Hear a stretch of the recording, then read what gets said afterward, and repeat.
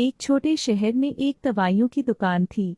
उसका मालिक हरिराम नामक एक व्यक्ति था, जो पिछले 20 वर्षों से दुकान चला रहा था। उसे दवाओं की अच्छी जानकारी थी। अपने काम में वह पूर्ण निपुण था। स्वभावतः वह एक सच्चा, ईमानदार और दयालु व्यक्ति था। लेकिन वह ईश्वर और पूजा पाठ में विश्वास नहीं करता था। हरिराम एक नास्तिक था। घर वालों के बहुत प्रयास के बावजूद वह नास्तिक ही रहा। उसकी एक बुरी आदत भी थी। खाली समय में या छुट्टी के दिन वह दोस्तों के साथ ताश खेलता था। ताश की महफिल वह कहीं भी लगा लेता था। कभी कभी वह दुकान में भी ताश खेलने लगता था। एक बार शाम के समय तेज बारिश हो रही थी। पूरा शहर बारिश की वजह से सुनसान था। उसकी दुकान पर भी कोई ग्राहक नहीं था। बारिश की वजह से बिजली भी चली गई थी। ऐसे में हरिराम को लगा कि यह ताश खेलने का अच्छा मौका है। उसने अपने दोस्तों को बुलाया और मोमबत्ती के उजाले में महफिल जम गई। थोड़ी देर बाद एक 12-13 साल का लड़का बारिश में भीगता हुआ उसकी दुकान पर आया। उसने बताया, मेरी माँ बहुत बीमार है। डॉक्टर ने एक दवा लिखी है जिससे माँ को आराम मिलेगा, लेकिन दवा की सारी दुकानें बंद हैं। पूरे शहर में घूमने के बाद केवल आपकी दुकान ही खुली मिली। कृपया आप दवा दे दीजिए। हरिराम पूरी तरह ताश के खेल में रमा हुआ था। वह उठना नहीं चाहता था, लेकिन वह बच्चे को मना भी नहीं कर सकता था। आखिर किसी के जीवन का मामला था। अनमने भाव से उसने दवा का पर्चा देखा। अंधेरे में अंदाजे से उसने एक दवा की शीशी उठाकर उस लड़के को दे दी। लड़का दवा लेकर भागता हुआ चला गया। थोड़ी देर में दुकान बंद करने का टाइम होने पर ताश का खेल बंद हुआ। सारे दोस्त अपने अपने घर चले गए। तभी बिजली भी आ गई। हरिराम दुकान बंद करने लगा था कि उसका ध्यान उस रैक की ओर चला गया, जिससे उसने लड़के को दवा निकाल कर दी थी। उसकी धड़कन बढ़ गई। ये कैसा अनर्थ हो गया। 20 सालों में पहली बार उससे चूक हुई, वो भी इतनी खतरनाक। दरअसल जल्दबाजी और बेध्यानी में उसने लड़के को चूहे मारने की दवा दे दी थी। अगर लड़के ने अपनी माँ को वह दवा पिला दी तो अनर्थ हो जाएगा। वह अपने को धिक्कारने लगा। ताश के चक्कर में ये क्या हो गया। उसने प्रण किया कि आज के बाद मैं कभी ताश नहीं खेलूंगा। लेकिन जो गलती हुई है उसे कैसे सुधारा जाए। लड़के का नाम पता कुछ उसके पास नहीं था। उसे ढूंढे भी तो कैसे। एक एक पल कीमती था और उसे समझ में नहीं आ रहा था कि क्या किया जाए। तभी उसकी नज़र दुकान में कोने की तरफ लगे कृष्ण भगवान की फोटो पर पड़ी। यह फोटो उसके पिताजी ने दुकान के उद्घाटन के दिन अपने हाथ से लगाया था। भगवान में विश्वास न होने के बावजूद उसने पिताजी के सम्मान में उसे नहीं हटाया था।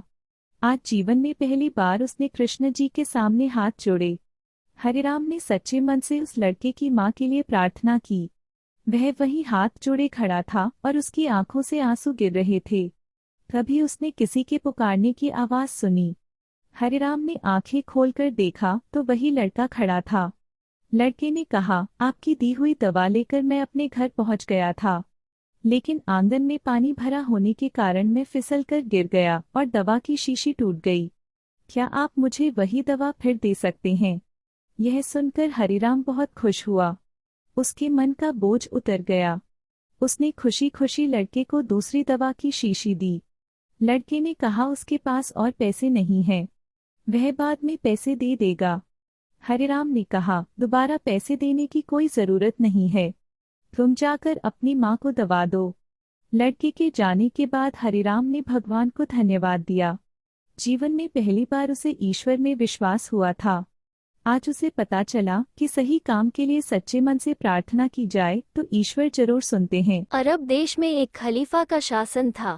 उसके पास सैकड़ों गुलाम थे, लेकिन खलीफा एक गुलाम पर बड़े मेहरबान थे।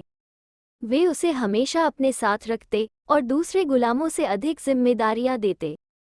ये देखकर बाकी गुलाम उससे ईर्ष्या करते थे। धीरे धीरे यह बात खलीफा के कानों तक भी जा पहुंची। खलीफा सोचने लगे, ये सब बेवकूफ़ हैं। ये नहीं जानते कि वो कितना बुद्धिमान है। वो गुलाम बनने के नहीं बल्कि सलाहकार बनने के काबिल है। मुझे इन गुलामों को समझाना होगा कि इनमें और उस गुलाम में क्या फ़र्क है।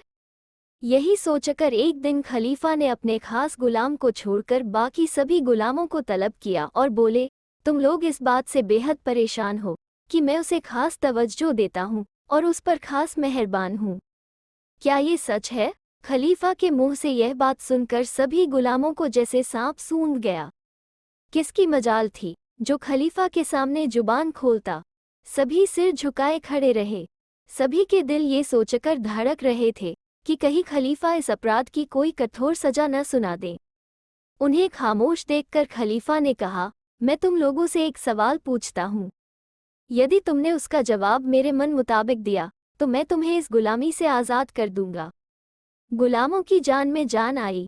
खलीफा ने पूछा, बताओ, शरीर का सबसे बेहतर और सबसे बदतर अंग कौन सा है?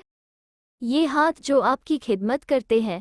सभी गुलामों ने एक स्वर में कहा, हमारे हाथ हमारे शरीर के सबसे बेहतर अंग हैं। तो फिर हमारे शरीर का सबसे बदतर अंग कौन सा है? इस बार कोई कुछ नहीं बोला। शरीर के तो सभी अंग बेहतर होते हैं, बदतर अंग कौन सा है? इसके जवाब में सभी गुलाम सोच में पड़ गए। कुछ देर खलीफा ने इंतजार किया, फिर बोले, लगता है इस सवाल का तुम्हारे पास कोई जवाब नहीं है। सभी गुलाम चुप रहे, कुछ नहीं बोले। खलीफा ने हुक्म दिया कि उसके चहेते गुलाम को पेश किया जाए।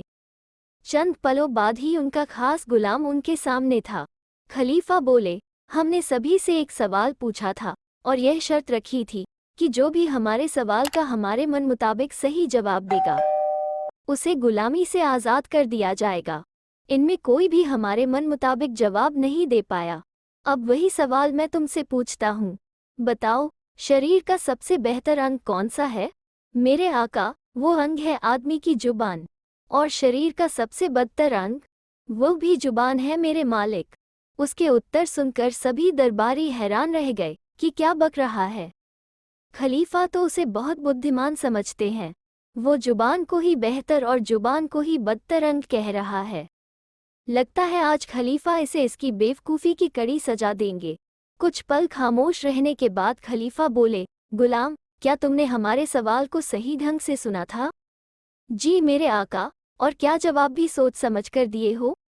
जी मेरे आका। क्या तुम खुलासा कर सकते हो कि कैसे जुबान ही इंसान के शरीर का सबसे बेहतर और जुबान ही इंसान के शरीर का सबसे बदतर अंग है? जी मेरे आका। तो खुलासा करो।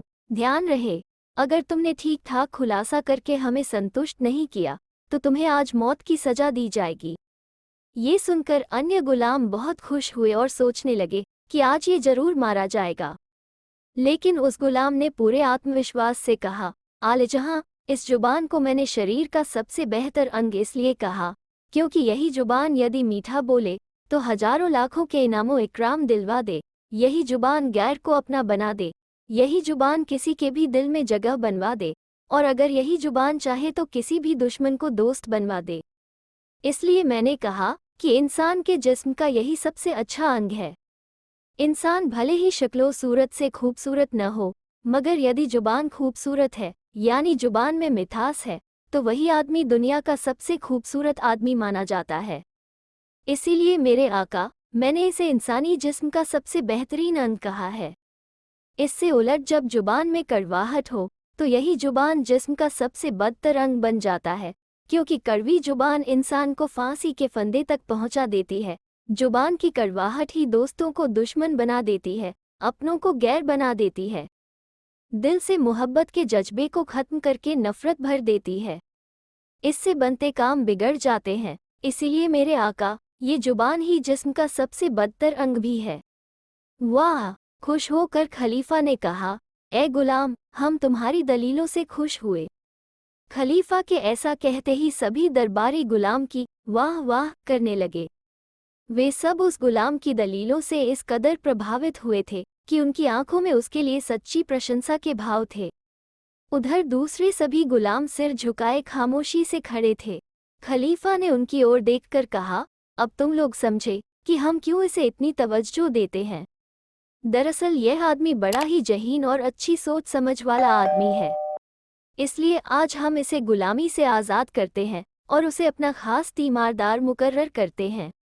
तो दोस्तों, मीठी वाणी बोलकर आप वर्षों पुरानी शत्रुता मित्रता में बदल सकते हैं।